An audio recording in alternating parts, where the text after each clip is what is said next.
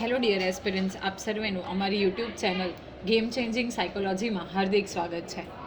આપ સૌ જાણો છો એ પ્રમાણે જે પ્રોબેશન ઓફિસર છે તો એ અંગેનો જે ફાઇનલ સિલેબસ છે ઓકે એની ડિક્લેરેશન થઈ ગઈ છે અને ઘણા બધા વિદ્યાર્થીઓની કન્ટિન્યુઅસલી કમેન્ટ્સ છે કે અમે યોજનાઓની તૈયારી કેવી રીતે કરીએ, અમે સબ્જેક્ટ રિલેટેડ તૈયારી કેવી રીતે કરીએ, મટીરિયલ કેવી રીતે મેળવીએ.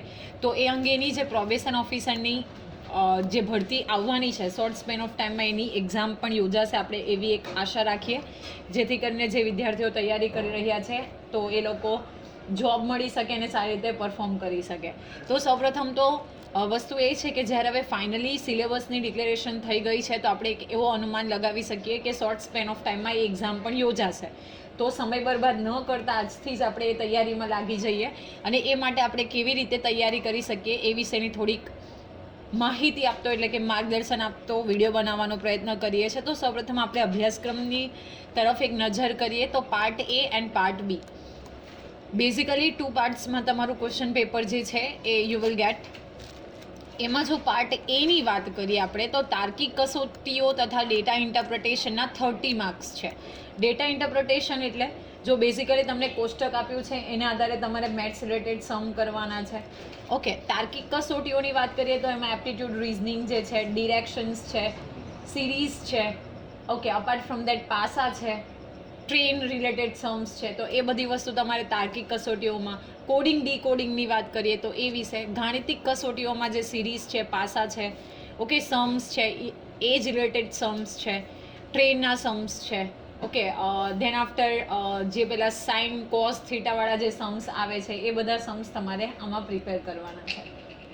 પાર્ટ 2ની આપણે વાત કરીએ તો એમાં બંધારણ એટલે કે કોન્સ્ટિટ્યુશન, વર્તમાન પ્રવાહો એટલે કે કરંટ અફેર, સાથે સાથે અંગ્રેજી અને ગુજરાતી કોમ્પ્રિહેન્શન. ના વોટ ઇઝ કોમ્પ્રિહેન્શન જે વિદ્યાર્થીઓને નથી ખબર એને હું જણાવી દઉં કે એક પેરેગ્રાફ આપવામાં આવશે અને એના આધારે ક્વેશ્ચન આન્સર્સ 5 યા 4 ક્વેશ્ચન જે આપેલા હશે એનો આન્સર તમારે કોમ્પ્રિહેન્શનમાંથી ફાઇન્ડ કરીને લખવાનો છે.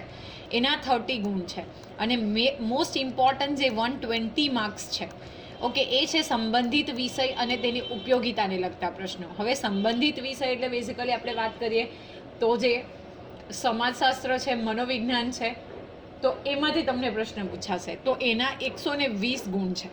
ઓકે, હવે જો આપણે ખાસ વિષયની વાત કરીએ એટલે કે પાર્ટ બીની વાત કરીએ તો સમાજશાસ્ત્ર જે વિષય છે, સોશિયલ વર્ક, એના 33 ગુણ છે. એમાં સમાજશાસ્ત્રનો અર્થ અને એનો વ્યાપ, સાથે સાથે સમાજશાસ્ત્ર એક સામાજિક વિજ્ઞાન તરીકે એના જ્ઞાનની ઉપયોગિતા અને મહત્ત્વ, સમાજ, સમુદાય અને કેટલાક સમાજશાસ્ત્રીય સિદ્ધાંતો અંગેની સમજૂતી, ઉત્ક્રાંતિવાદ, કાર્યાત્મકવાદ, સંઘર્ષવાદ.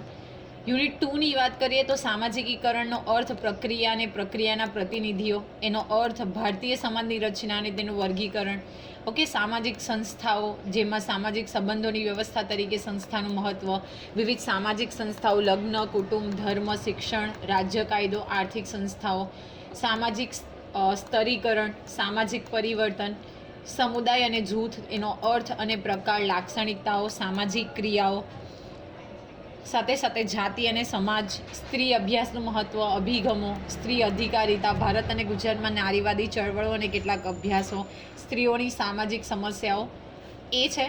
ઓકે, બીજી વાત કરીએ સમાજ કાર્યની તો સોશિયલ વર્ક, એમાં સમાજ કાર્યની વ્યાખ્યા, એના અવકાશ, એના સિદ્ધાંતો, પ્રકૃતિ, ધ્યેય, પ્રક્રિયા, સામાજિક સુધારણા અને વ્યાવસાયિક સમાજ કાર્ય, ઓકે, માનવ વર્તન, વ્યક્તિત્વની થિયરીઓ, સામાજિક મનોવિજ્ઞાનમાં સામાજિક સમજ, વલણો, પરિવર્તન, માપન, સંચાર અને સામૂહિક વર્તણૂકના સિદ્ધાંતો.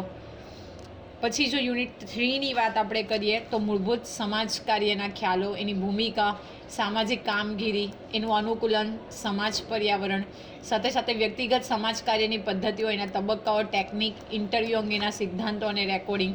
સામાજિક જૂથ કાર્યની આપણે વાત કરીએ તો એ વ્યક્તિગત સમાજ કાર્ય અને જૂથ સમાજ કાર્ય, એમાં ખાસ કરીને બાળકો, આરોગ્ય, મહિલાઓ, દિવ્યાંગ, વૃદ્ધ વ્યક્તિઓ, દલિત જૂથો એ બધા રિલેટેડ.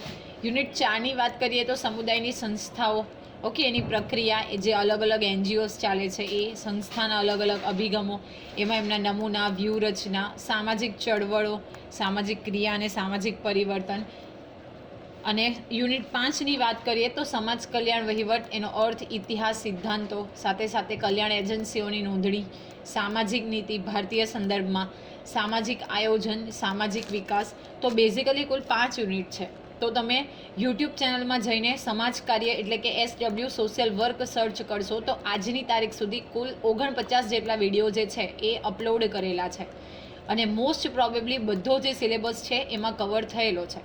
જે બાકીનો સિલેબસ છે એ આપણે અપકમિંગ વિડીયોઝમાં ટ્રાય કરીશું કે જેથી કરીને મેક્સિમમ સિલેબસને આપણે કવર કરી શકીએ.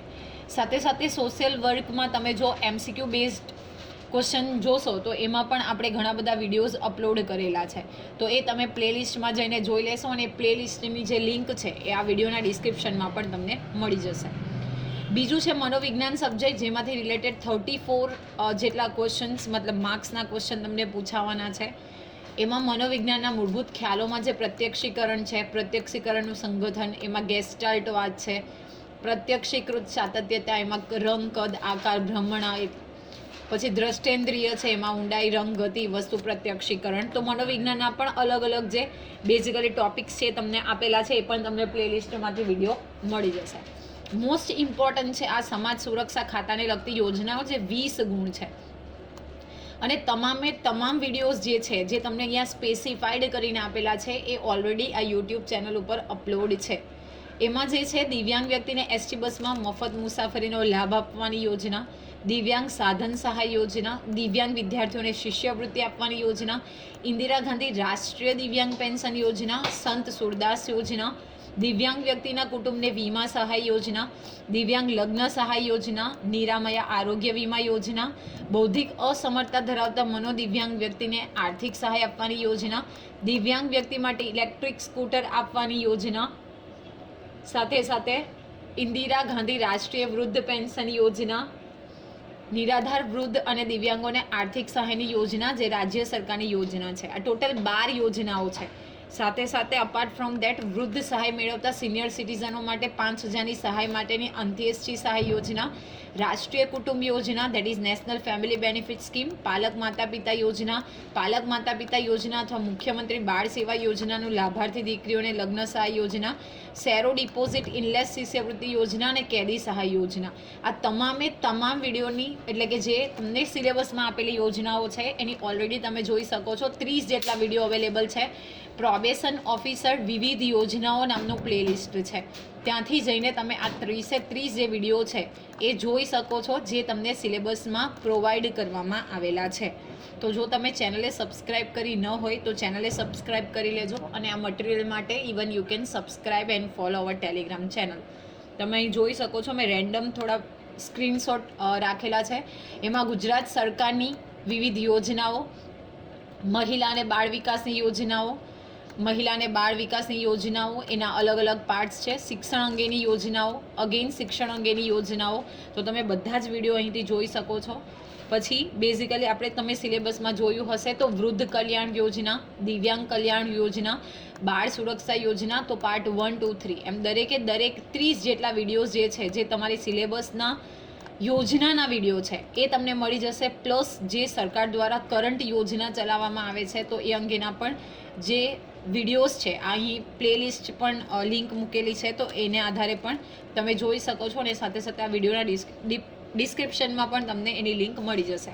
તો આજે સિલેબસ આપવામાં આવ્યો છે એનું ઘણું બધું મટીરિયલ જે છે એ આપણે ચેનલ ઉપર અપલોડ કરેલું છે. જો તમે ચેનલને સબસ્ક્રાઈબ કરી ન હોય તો સબસ્ક્રાઈબ કરી લેજો અને ઓફકોર્સ આવનારા સમયમાં આપણે જે બાકીનો સિલેબસ છે એ પણ કવર કરવાની કોશિશ કરીશું જેથી કરીને તમારી જે પ્રિપરેશન છે એ વધુ સારી રીતે કરી શકાય.